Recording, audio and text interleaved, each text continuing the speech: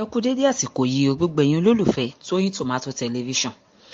A ní ká sáré fi tó yín létí ni o wípé inú ìbànújẹ́ ńlá ni adẹ́rìn-pòṣónú ni ìyẹn ọ̀gbẹ́ni Ọlárìnwájú Omiyínká, ẹni tí àwọn olólùfẹ́ rẹ̀ mọ̀ sí Bàbá Ìjẹ̀ṣà wà báyìí, pẹ̀lú bí ọ̀gbẹ́ni ṣe pàdánù bàbá rẹ̀ ní àárọ̀ ọjọ́ Sátidé.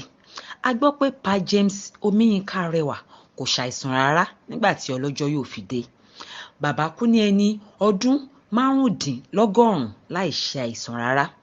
Bó tilẹ̀ jẹ́ pé àwọn kan ń sọ káàkiri pé ìrònú Bàbá Ìjẹ̀ṣà tó wà ní ọgbà ẹ̀wọ̀n kan ní ìpínlẹ̀ Èkó ló fa ìrònú fún bàbá yìí, ló ṣe jẹ́ kí bàbá yìí tètè lọ.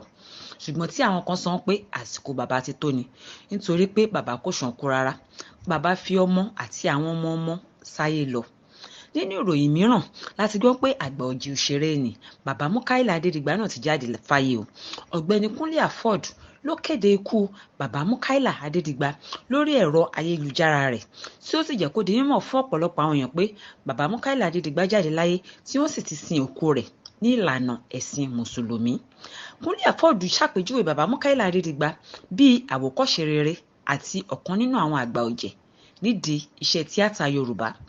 Ó sọ pé bàbá náà jẹ́ ẹni tí èèyàn kò lè gbàgbé nínú ìtàn ìgbésí ayé ìrìn àjò òun nídìí iṣẹ́ tíátà.